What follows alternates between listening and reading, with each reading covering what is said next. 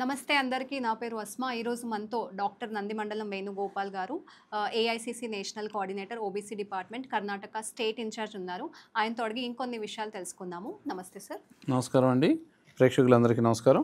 Sir, 42% BC రిజర్వేషన్స్పై మీ update ఏంటి?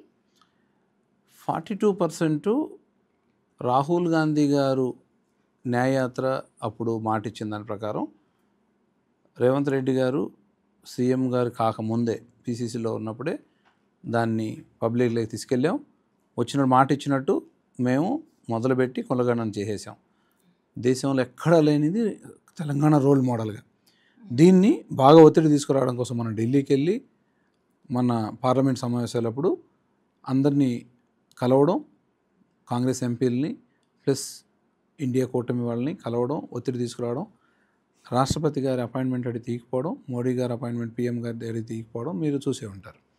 అయితే ఇక్కడ గవర్నరు దగ్గర పంపిస్తే మేము అసెంబ్లీలో తీర్మానం చేసి అక్కడ కాలేదు, గవర్నర్ గారు రాష్ట్రపతి పంపిస్తే అక్కడ కాలేదు, తీవ్రమైన ఒత్తిడి చేసినా కూడా కాలేదు.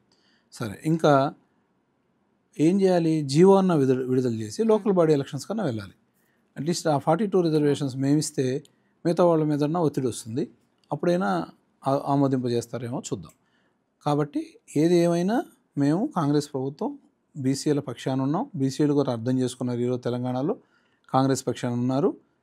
సో వాళ్ళకి న్యాయం చేయడానికే మేము ప్రయత్నిస్తున్నాం. ఖచ్చితంగా 42% రిజర్వేషన్ ఇచ్చి తీరుతాం. థ్యాంక్ యూ సార్, చాలా చక్కగా ఎక్స్ప్లెయిన్ చేశారు. సో వ్యూవర్స్, ఈ వీడియో కనుక మీకు నచ్చినట్లయితే తప్పకుండా లైక్, షేర్ అండ్ కామెంట్ చేయండి. ఆల్సో ఈ ఛానల్ని సబ్స్క్రైబ్ చేయండి. నమస్కారం అండి.